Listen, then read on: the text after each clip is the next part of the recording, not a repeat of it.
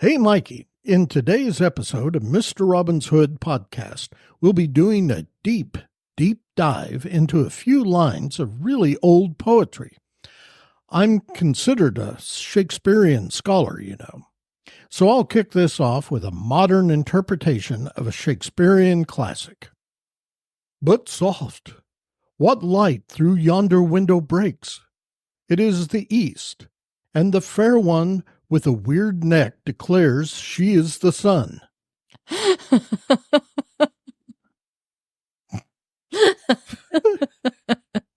So, inside joke. Arise, fair sun, and kill the envious damned mooner, who is already sick and pale with grief, that thou, her maid, art far fairer than she. Her vestal livery is sick and green, and none but a toxic tool bag doth wear it. Cast it off. It is my lady. Oh, it is my love. Oh, that only she knew she were. Okay, I'm just kidding about that part. We won't I was just hoping for that to end. That was the worst Shakespeare parody of a poem I've ever heard. We won't spend the entire episode eviscerating Shakespeare. Yeah, but we good will for be, him. Poor guy. We will be following the sun, so to speak. I'll follow the sun. Do not make me break out in the song in my head. You've ruined it for me already, by the way. Excellent. Hey, I've got a joke for you, and this one is guaranteed to bust a rhyme across your alliteration. You ready? I'm not sure I can take much more of this, but go ahead. There once was a poet named Bates. His poems weren't always top rate. His first lines were fine, but his problem was time, because he always crammed too many goddamn syllables into the final rhyme. Please stop talking about me. So, what do you think, Mikey? Are you finding inspiration in my forsooth? You know, I feel like that's going to come later when I can digest what I just heard. Okay. I'm like, oh, then I'll be inspired now. Wait, I've got another couple. Oh, God. A woman is being... Save me! A woman is being pursued by two men. One was a baker and one was a poet. She had to make up her mind for better or worse. Verse or verse. Can't even get your own joke right. God. When I worked for the local newspaper, I took a tour of a prison for poets. At the end... What? At the end, the warden asked what I thought of it.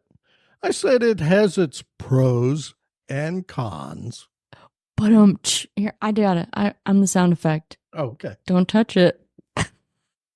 He did it anyhow. He never listens to me.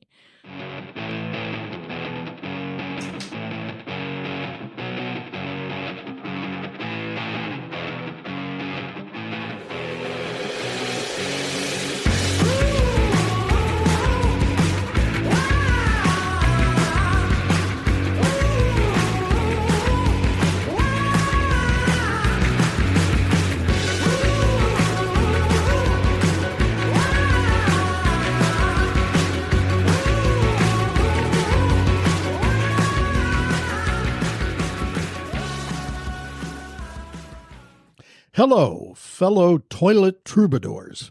It is I, Mr. Robin, your co-captain for this dumpster fire of a podcast. You were still thinking about the toilets. I was. Let's face it, you can't resist it. Beaming to you from our luxurious Studio B located just outside the bustling metropolis of Fargo, Oklahoma.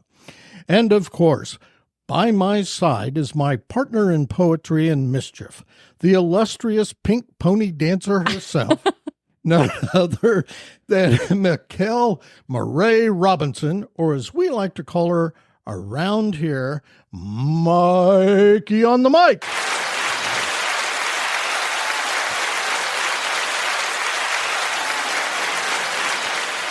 I would like to change it to Mikey on the Pink Pony, please. Okay, you got it. Say hello to our altogether poetic listeners, Mikey. Well, hello. And please, I hope that you haven't gouged your ears out from all the horrible poetry. Right out loud. Read from the script. I know. This is why he writes me a script, because I really get off topic here. It's the poet in me. I have so many words and I displace them. Okay. And let us not forget Cousin Fred and his 2 cohorts for today's noise-filled adventure. The notorious repo babe Magdalene and Fred's former flame, the hairdressing hydrologist Gigi, whose reappearance at the compound has added a whole new level of chaos that is poetry in motion to our lives.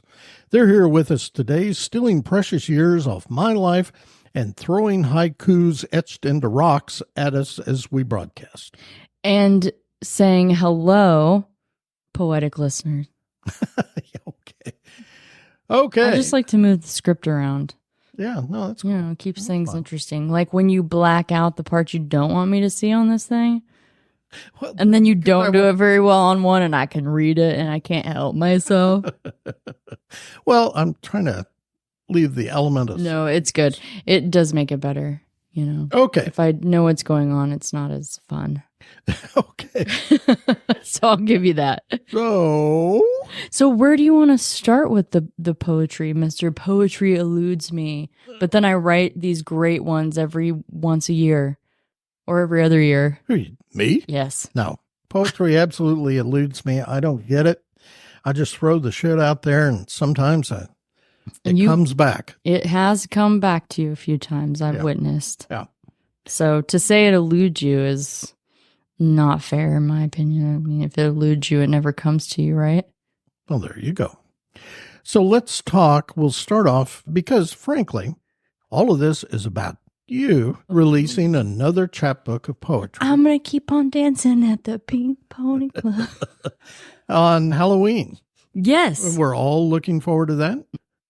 So, Mikey, I'm kind of interested in following up with you about what sparked your interest in poetry, how far back it goes, who were you following? I'm just interested in hearing how all of this came about for a girl from Protection, Kansas. Well, I just grew up there. I say that. I am from there, but I've been lots of places, I'd say. Mm-hmm. Somewhat cultured, maybe not as much as some people. But if you look at my family, they're all very, even on both sides, very, I would say, educated, and not like overly educated, because who wants that, right? Maybe my dad's dad, we would say, because he has a PhD.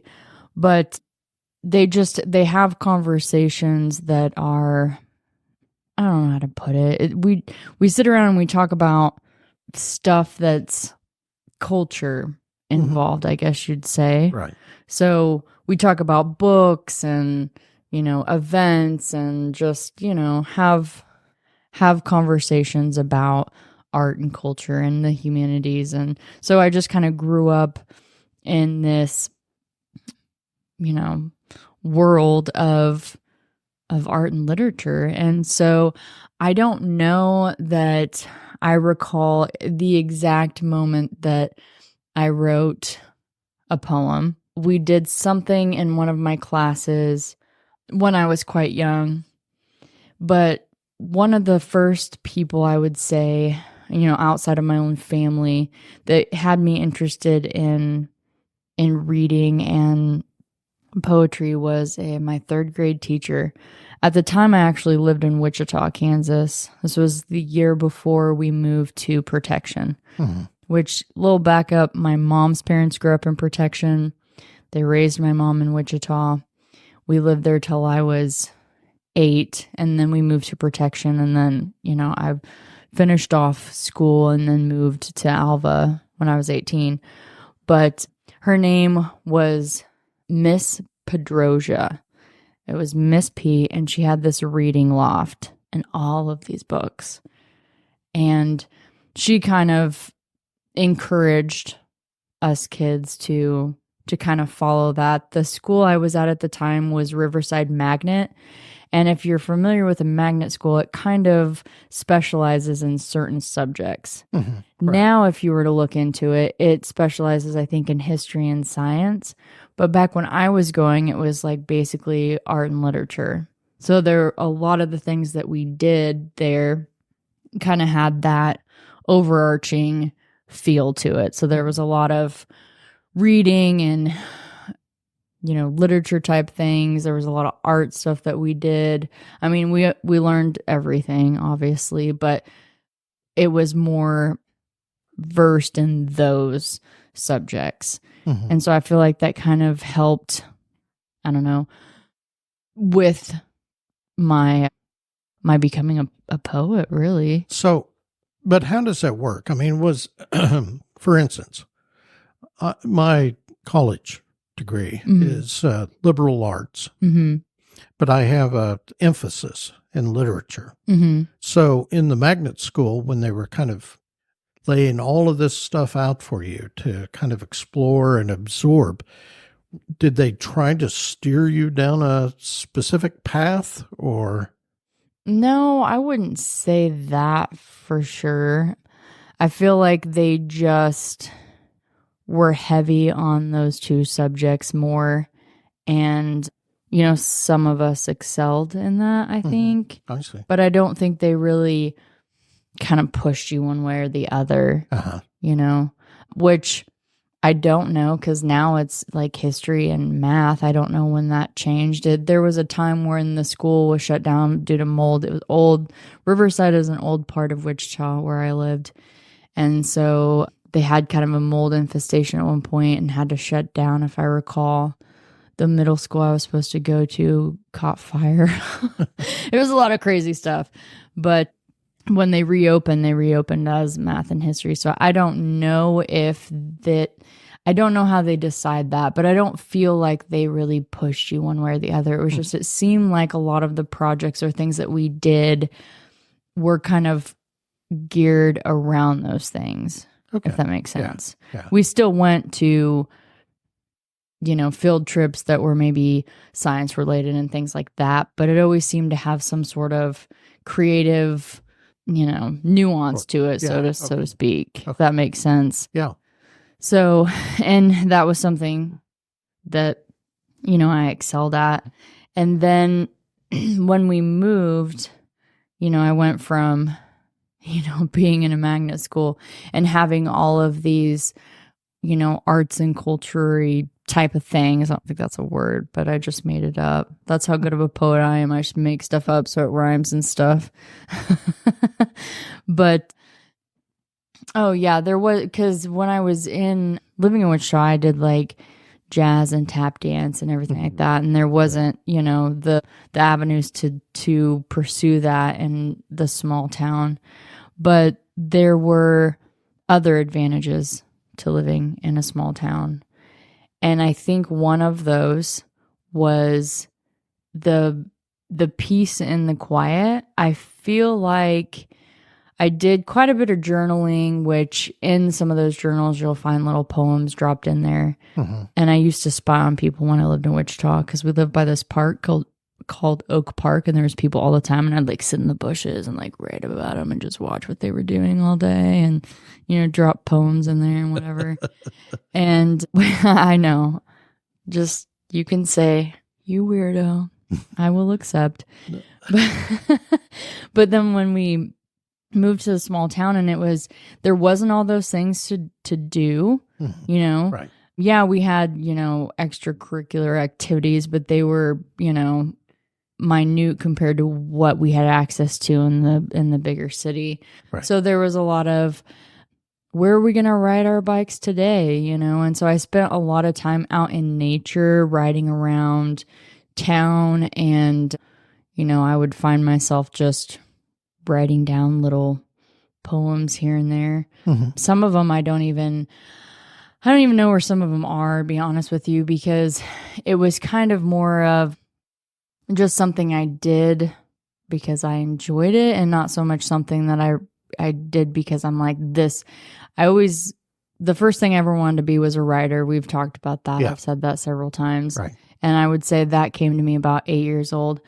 But it probably really wasn't until college that I really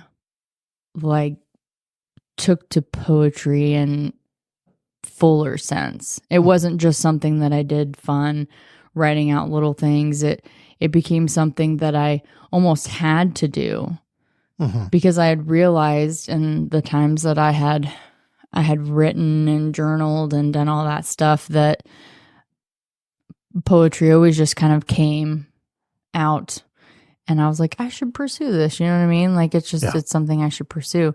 And I waited way too long to really pursue it, in the sense I did find, and I should have brought them, I was not thinking, but I found some poems that I'd written in college, you know? That would have been it. Yeah. Dang it. I'm a failure. I'm going to go home and write a poem about my failure. There you go. You go get him, tiger. So anyhow, I found some of those, and those were interesting. I've actually, put them, trying to collaborate some of that stuff into one area where I can kind of go, oh, this is all of my poetry, And so those are in there. And so I thought about doing something with them at some point, because I do have some other ideas on other chapbooks, because I've only put out one so far. And I have a lot of poetry because I've had a lot of years of just writing it and not doing anything with it or anything about it. It was just, to me, it's kind of a form of self-therapy. They're like, therapists like, journal. I'm like, I'll go write a crazy poem and I'll come back and I'll be better. It's like getting those feelings out on paper.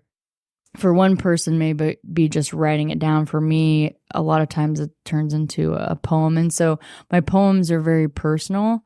And that was also a struggle for me too, when I first wanted to, publish some of my poetry. I was like, man, I'm just like, it's like cutting a piece of my heart out. It's like those, when you go to Costco and those little kiosks where they, have the free food, the samplers to sell them. Yeah. That's what it's like. It's like me standing out there, and all my books are like little pieces of my heart that I've cut off, and I'm like, would you like to try one? And then we're like, no. You're like, you can't see what I did, but I just flipped off someone.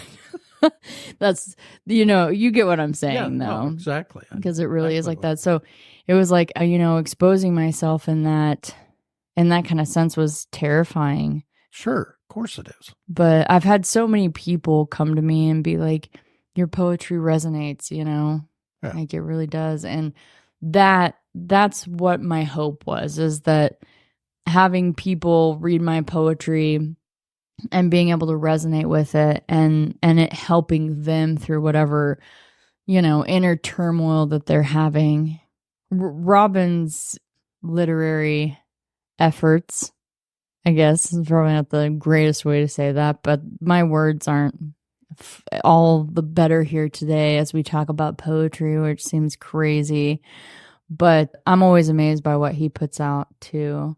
It's interesting to see, different writers in their different elements, because yours is different than mine. And, Joe here that lent me the pink pony, he's maybe different. Well, and I think a lot of that is based on that person's past experiences, the overall background. There's a lot to be said there. And I'm really finding that the older I get, the better my writing has become. I mean, I was trying to publish shit when I was in my 20s that, looking back on it, I'm embarrassed that I even thought that was any good. Well, I'm laughing because I understand the feeling. Honestly, I really do. And so I think you need some years under you to really hit your stride. And not letting the years of your shit writing keep you from continuing to do it. You know what I mean? Yeah. And I say that in the best possible way, because I'm samesies. Yeah. You know, that essay I wrote on conservation when I was 12 is total shit, but I won, you know, so it was good for 12-year-old me. So, Right. you know what I'm saying? But yeah, I just find literature so interesting because it shaped this world and it shapes the people in it too, in a sense. And we get a lot of knowledge from it. And I feel like, you know, sometimes poetry is, well, it's very subjective. Right. One. And two, I might write a poem and, we'll pick on my husband here. He's like, I have no idea what that means.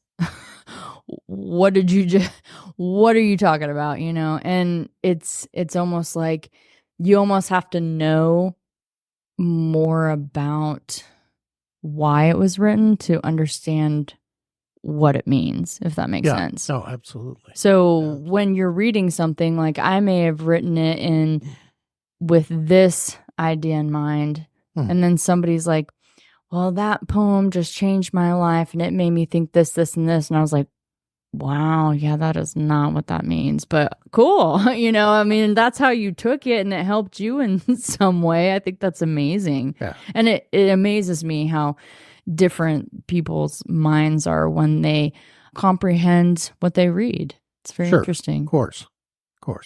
You know, one of my favorites is Dr. Seuss. I mean, he's poetic in a sense. I don't know that he did children's books. I don't know that they call it poetry, but the way they are written are very... There's an absolute rhythm. Yes. It's very much reminds me of a poetry, like just a whole entire book that's a poem. You know what I mean? Yep.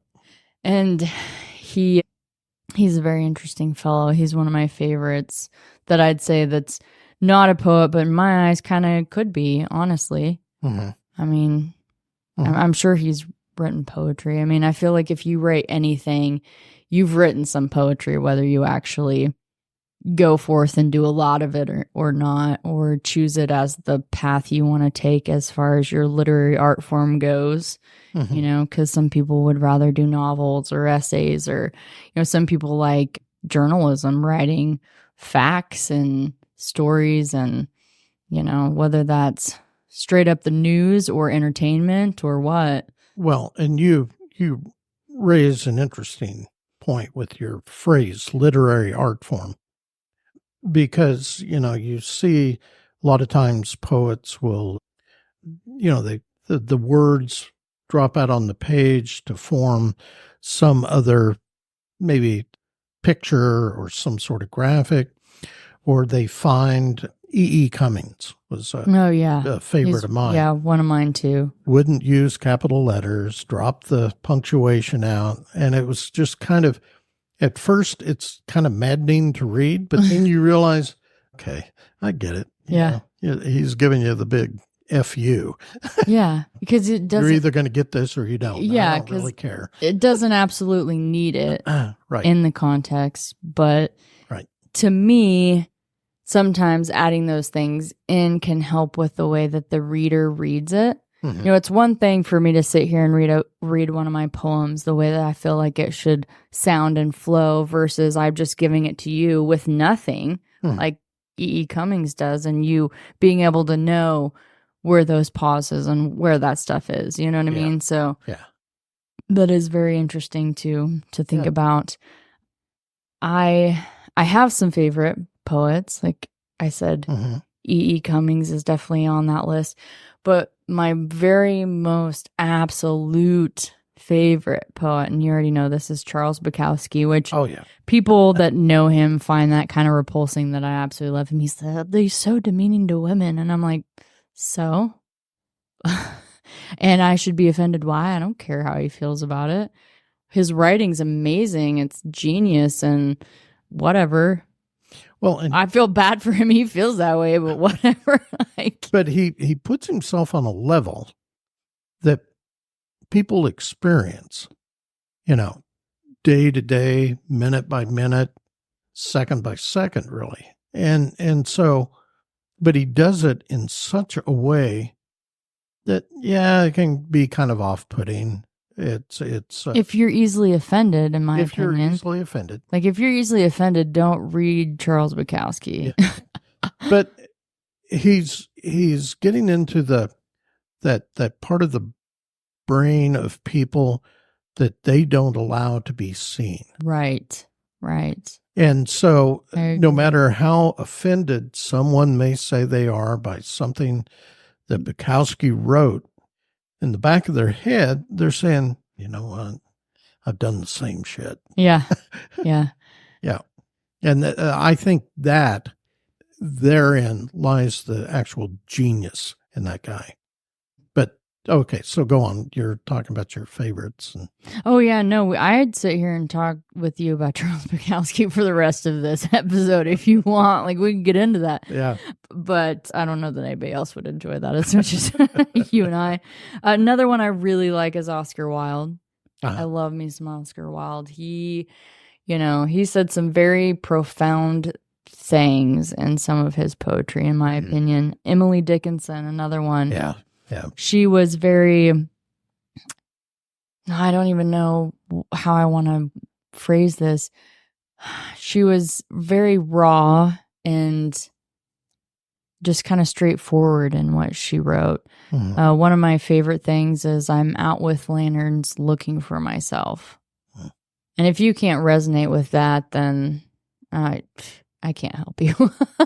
But, she was very, I feel like, forward thinking in, form of poetry, really. Mm-hmm. Some of her stuff is just, this is a poem? Wait, what? Mm-hmm. But it is, and it's beautiful. And another one that I'll mention is Henry David Thoreau. He's grand. Yeah. I really enjoy him. I spent some time many years ago reading Walden and just loved every bit of that. And so, yeah. Okay. Sorry. I keep interrupting you. No, you are able to interrupt me. Well, please don't just let me sit here and ramble. I don't want to do that. he locked himself away, figuratively, out in the middle of nowhere over the course of, I think it was full year. And he recorded all of his thoughts, sitting out there in his solitude. Yeah. I'm telling you, it's something that you need honestly, as an artist in general, I think, and at one point or another. Yeah. You have to go out, and it helps if you can find your happy place. Yeah, wherever that is. Wherever that is, and whether it's a physical place or it's just some place that your brain goes to. If you can find that and hold on to it, I think that opens the gates to one of many things. It opens the gates to creativity. Absolutely.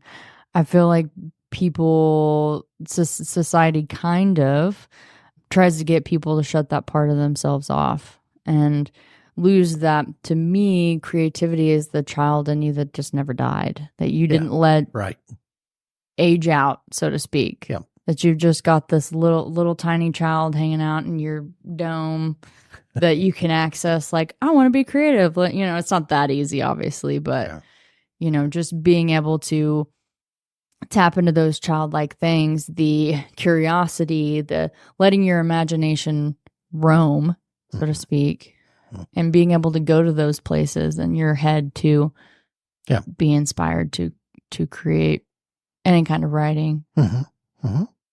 So poetry for me comes in waves. I feel like here lately I haven't written a whole lot, but about a month ago I wrote like 15 in like a week. Mm-hmm. And I don't always understand it. Sometimes my darkest, lowest low is where my best poetry comes from. So I guess if I'm not writing poetry right now, I'm not there. So party on. Look at me and my pink pony, Yeah. But yeah, it's just one of those things. Because Mikey and I work together And he loves every minute of it. Yeah, yeah. No, sometimes he's like, shut up. Well, only when you start thinking of more shit for me to do. What? What? That goes both ways, buddy. But there are times when she'll come back from lunch and she's like, "Oh my God, a squirrel ran across in front of me in the cars I was driving, and it's inspired a poem." Shut up, I gotta write this down. Brett can relate. I'll be like, shh, shh, shh. And he's like, what are you doing? I'm writing a poem. Shh, shh. You're gonna fuck it up, you know? Like, quit it. And sometimes he just likes to jack with me, but a lot of times he'll give me my space. But the one about the squirrel, yeah, that's a true story. I gotta read that. I have to read it. Okay. This is the poem. The one that Robin's talking about when I got back from lunch. I was like, I saw the squirrel. It was actually digging a hole. Oh, okay. Not running across the road. Whatever. So this is the poem I wrote after that and inspiration. This would have been July 15th. Yeah. At 3:18. I must have had a late lunch that day. I saw the squirrel digging a hole. It was working on planning new life. I imagined myself in a hole, preparing for growth, letting all things go that can't help me to grow. My art is the energy I so desperately need. My art is what needs me to be me. All else is just stunting my growth. All else is just not worth the mess that it brings. All else is ruining the good things. All else just needs to get away from me. I must continue to make art so I can breathe, because when I don't, I haven't finished the poem. But that's one I need to finish among many. But it started with I saw a squirrel digging a hole. Yeah. Again, that's I literally saw that squirrel doing that. Yeah. At lunch. Right. I actually thought that one was finished to see how much I know about my own poetry. I have a lot that aren't finished. Some just come and then they're done, and others I get, I don't know, 4 to 6 lines, and then I put it away. And sometimes there's been poems I've put away for years. Yeah. And then I'll be like, I want to look at some of the poems I don't have done, and I'll pull them back up and I'll find a couple I can finish. And sometimes I don't. And sometimes they inspire me to write new ones. But I feel like I have a lot of unfinished ones, and I don't know why that is sometimes, that it just like you hit this wall. Yeah. No, I believe me, I get that. And I wish that I knew how to, break down the wall. I don't know if I'll ever learn how to do that, or if that's even something it finally comes. And I don't, it's hard to explain to someone who doesn't write that you can't just do that on demand. I had a conversation once actually with Chuck Barris, and I don't know if you know who he was. He was the host of the Gong Show in the 1970s. It was just a hilarious show. I'm familiar with the show, but I guess I didn't know. And Chuck was such a good human being, just not anything like the fool that he played on that show. And he and I were having a conversation one day, and he found out that I wrote, and he was really interested in that. And we talked about it. He had been a screenwriter. He wrote books. He wrote poetry, I believe. And he brought up, I don't remember exactly how the conversation got around to it, but he asked me, he said, "So can you write on demand?" And I'm like, "No." What a great infomercial. And he said, "You know what? Nobody gets that you can't just turn that on. You've got to, you have to think through what you're going to do, and you're going to, you got to do this and do that." So, okay, I'm done name dropping, but that's the thing. You just can't, it's not a switch to be flipped. But it helps. Sometimes I've gotten better at that over the years. Like when you tell me you want something from me in the next 10 minutes. What? and I'm like, you act like I'm just, and but I've kind of gotten to the point where I can, okay, Yes, I can do this. Are we talking And a lot about of it technical writing? Because I feel like you pull that out of your ass a lot. Creative writing's different than that, right? No, it is and it isn't, because there's a certain amount of creativity when you're doing technical writing. But I think the ability to kind of overcome that wall that you're talking about, that comes with experience, because you can reach back and go, oh, you know what I did back here? Let me pull that back up. So yeah, there are ways around the wall, but it's not all fun and games. It's not all easy to do. No, it's definitely not. I think, and I've mentioned this before, but since we're on the subject of writing and poetry, sometimes when I'm inspired or I want to sit down and write and I'm not able to, it breaks my heart. I'm just like sitting here and I'm like, maybe I'm at work at the museum, or maybe I'm at work at the bar and I'm doing something else and I'm inspired and I'm like, I can't take the time to just write this. Yeah.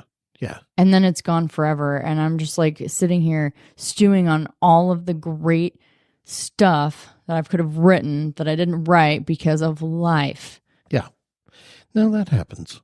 I've gotten better about writing little notes to myself. That helps you recall it? Yeah. Yeah, I know you do that because you're like, oh, write this down. Usually it's something you've said that I'm going to drop into a podcast. And use against me later. The inside joke. He always, moves it around and makes it something different. But I guess that's part of your creative process, I suppose. So earlier we were talking and you mentioned the dissertation that your grandfather did on a fellow named Howard Nimrod. Actually, we learned it's Nimarov. Nimarov. Oh, right. Oh, okay. So you know who I'm talking about. Yeah, I do. Yeah, I wanted to, because my grandpa Fred, which we're going to get him on this podcast, folks, one of these days. We're working on that. He did his dissertation on the poet Howard Nimarov. And I'm trying to get him to let me read it. He's like, oh, it's not that interesting. Let me be the judge of that, one. And two, I have aspirations to get my PhD just because, my grandpa can't be the only one with it. That wouldn't be cool. Somebody else, I've got to carry on that legacy, right? Right. And I love to write. It's one of my favorite things. So writing a dissertation sounds kind of fun to me. No, I know it's a challenge. I know it's a lot of work, but I would love to do that, especially I'd write it on Charles Bukowski. Ooh, yeah. No, you have to do it on whatever you get that in. So I guess I'd have to see what that is. But anyhow, my grandpa Fred was one of the people in my family, like one of the major ones, that was always kind of introducing me to different poets and different authors and different forms of literature. He was a theater professor. And so, I've spent hours watching his plays he's directed, watching him in different productions. I've gone to several of his rehearsals. I remember this one. I think I was maybe 10 or 11, and I'd gone to Emporia to stay with him. And he was, maybe this was before that. Maybe I was younger, because he moved to Salt Lake, but he'd come back and he had done some kind of guest directing on a few productions. Right. And it was Camelot. I remember this very vividly because I remember him standing down there and the guy who was playing the main character did something. And my grandpa was like, no, I don't like the way that you basically projected it, or this character, it needs to come from this way. You know what I mean? And so he kind of, directed him, and how my grandpa did it in my eyes was so poetic. I'm like, wow, that was just watching a poem and weird as it is. And then the kid went and redid it again, and my grandpa's like, that's perfect. That's what I was looking for. And it was so interesting because it was like, you almost had to, I've never really directed anything like that, but it gave me a whole new light into directors. Just like when we were doing that silent film and you were directing Marianne on the, being angry, and boy, she blew that out of the water. I mean, she took that show. Yeah. And you were directing her on what to do. And I feel like that's a huge part of, the production. And it's very, in my eyes, kind of poetic, weirdly, as it sounds. So, my grandpa and I, we talk about that stuff all the time. But at that time, I had no idea. I knew he had a PhD. I knew he'd written a dissertation, but it wasn't until quite recent that I knew who it was on. And that it was over poetry. I'm like, what? How have you never told me this? You know what I mean? It took till after I published my own poetry book. I mean, it was a self-published, but for you to free up that information, I've always been interested in it. So, my grandpa Fred, he's always a good one to talk to about that kind of stuff. And then also, hey, read it and tell me your interpretation. And one of the things he told me is he was like, I didn't know you felt any of that way. I'm like, well, not a lot of people do. Well, I'll tell you, it's not just the feelings that I have every single day of every day. You know what I mean? They're definitely fleeting. I feel like a lot of people were just like, oh, no, you feel that way. Oh, my gosh, how can we help you? I'm like, well, no, I'm not asking for help. I'm all right. I only, ratio of feeling that way, or that it's a way for me to get those feelings out so they don't stay and bubble up and make my life a living. You know what? But I don't know. I dropped the first poetry collection. It's dark, but I did it because, well, one, my dark poetry really is some of my best poetry. And two, so many people have those same feelings and nobody ever talks about them. And it was like I wanted to, I guess, kind of smash that. Like, listen, it's okay to feel this way. You're the Bukowski of Northwest Oklahoma. Woo! Yeah, no, I aspire to be that. For real. Like, he loved cats and now I love cats, which is weird. Never thought that was going to happen. We probably have a lot in common, I would say. Me and old Bukowski. Well, let me ask this. So how much, well, here's why I like to say poetry eludes me. Okay. I don't know how deeply you've ever delved or dropped into, or how much you have delved into, say, literary theory as far as poetry goes. Because the thing that always kind of turned me off about poetry, because I had to do some coursework in literary theory, and it was mind numbing, a lot of it. It was helpful at times, but when you start reading literary theory as it applies to poetry, it's like, oh my God, it's all over the place. Yeah. I mean, the list of terms probably goes on 100 pages.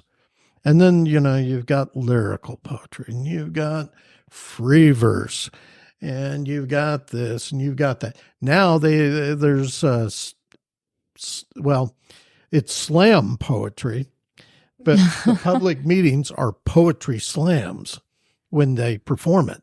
It's just, there's just so much about poetry that is constantly, at least from the literary theory portion of it, is constantly evolving. Yeah, one thing I've learned about poetry, it kind of is its own, like, there's literature and literary theory and the different literary art forms, and to me they're all like here, all kind of clustered, and then poetry is like way out here. It's like Uranus, you know, out there in the sky or Pluto or whatever one's farthest. Right. And it's just like, it fits into literature, but it's its own absolute animal, and it doesn't fit in a box. I feel like literature can fit in a box. There are some, and not in like a bad way, so to speak, but you know, especially with like formats and, you know, when how you write a novel and you do these certain things, they're kind of black and white. Now, what you're writing about and the creative part of it can be kind of gray, but as what it is it's kind of what it is. But like with poetry, it can almost be whatever you want it to be, as long as it's words. Mm-hmm. I mean, you should see the silly ass poems I have on my fridge from all those things you gave me. Oh, the word tiles. The word tiles, yeah. Yeah. That, I can't even believe I didn't bring that up. I had told Robin about this a while ago. And my dad had a friend, his name was Kevin, and we used to go visit him, and his wife had those little word tiles, and I used to make poems on their fridge when I was probably 6 or 7 at the time. Mm-hmm. And my dad was, "You did that?" And I was like, "Yeah." You know, and he was like, "I think we have a little poet," you know, and he'd say that. And I just did it kind of for fun. But, you know, when I took it more serious later on, it was like, wow, I just did that. I mean, no, I don't know any other 6 or 7-year-olds that are putting poetry with the word tiles. Usually they're putting like, you know, Betsy farted on George or whatever. I'm sitting here like, you know, the spoon fell and the plate followed, you know, like the bitches jumped. Yeah, exactly. So anyhow, and that's kind of a little bit of it in quite a nutshell. I feel like we could go on a lot about poetry because it's something I'm passionate about. Yeah. And I do have some other works that are on the horizon. I have, and I just have a few poems, but I will continue to be inspired and make more. But I want to drop a collection that's poetry that's about trees or uses trees, you know, in the poem or however figuratively. I want it to be kind of a devoted to trees, and then have illustrations. And then I have one that is going to be called If It Wasn't for My Daddy Issues, because there's a lot of history there and a lot of poems that I've written that could probably be tied back to that. Honestly, you know, my dad and I were cool or whatever, and he already knows I'm going to do this, and he's got a good enough sense of humor. But I also have to thank him for, I mean, this collection wouldn't even be on the horizon if I didn't have daddy issues. So at least I have a daddy that I can have issues with, so I can write this great poetry, right? And then this other one that I want to do, and these are all kind of smallish collections. And I'm going to have to like sneak it out here real quick because I don't remember I already have the names of the books. I think that's backwards. You name the book last. I named the book first. That's just how I do it. I don't think there's a rule. Well, good.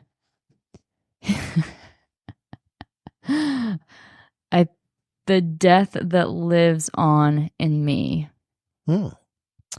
And that one's probably going to be another one with some of my dark stuff, because as you would know, For the Days We Spend in Hell, and then my upcoming other chapbook that's a follow-up, For the Weeks We Spend in Hell, are both going to be dark. I Speak for the Trees, that one's going to be fabulous because it's just going to be about trees. I mean, how can that be sad?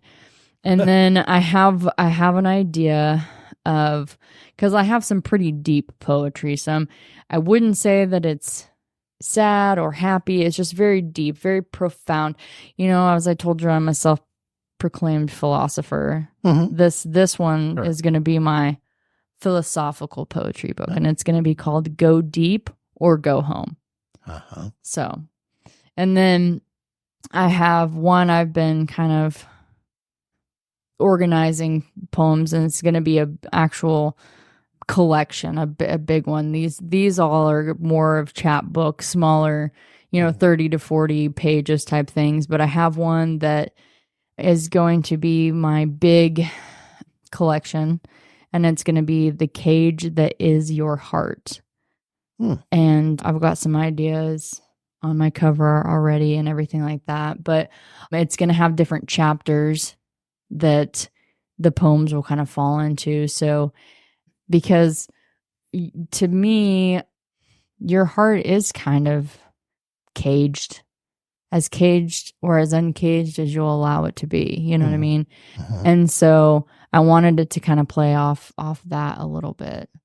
Okay. So there's lots of good ones in there. And that big collection's probably going to be some of those poems from college and the ones that don't fit into my chapbooks. So it's going to be, damn near 20 years of poems I've written.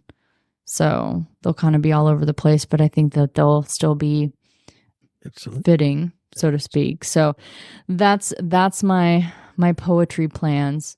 Okay. Even if you didn't want to know, now you do. Yeah. Thank you for that. You're welcome. Thanks for having me on my own podcast with you. Yeah. Thanks for letting me visit. But anyhow, as we probably go ahead and start wrapping this up, we've kind of talked a little bit. We're dropping this episode to somewhat promote my upcoming second poetry chapbook, which will be For the Weeks We Spend in Hell, which is... I realized in putting out For the Days We Spend in Hell, I had quite a few more poems from that same kind of time frame. Yeah. And they were a bit longer. Some of them were a bit longer than the ones in the first one. So I decided to do kind of a follow-up. I called it a sequel. I don't know that it's really a sequel, but a follow-up to that. So For the Weeks We Spend in Hell, we'll be dropping on Amazon on Halloween. Yep. Because I love Halloween. So I'm dropping some dark shit on Halloween. Okay. All righty then. Okay. So, Mikey, this has been a fun, if not self-indulgent episode of this podcast. Don't you agree? I never agree. Okay. That's another great podcast in the books and on the air. If you have any questions for either Mikey or myself about today's episode or any other damn thing, that you can email us at mr.robin@mrrobinshood.com or Mikey@mrrobinshood.com. Also, you can find us on Facebook at Mr. Robin's Hood Podcast. As always, you can also reach out to Mikey or me via Podophone at 580-827-0472. Maybe you just want to get something off your chest, or you're feeling some butt pain because of something we said during a podcast. What Robin said during the podcast. I don't cause butt pain. Give us a call. But no, we're not likely to answer because we're quickly becoming international podcast stars in Guatemala and Germany for some freaking reason, and are developing a following worldwide. But we don't have staff yet. You can leave a voicemail. Text us if you have a question, concern, complaint, compliment, suggestion, whatever. Just don't be a dick about it.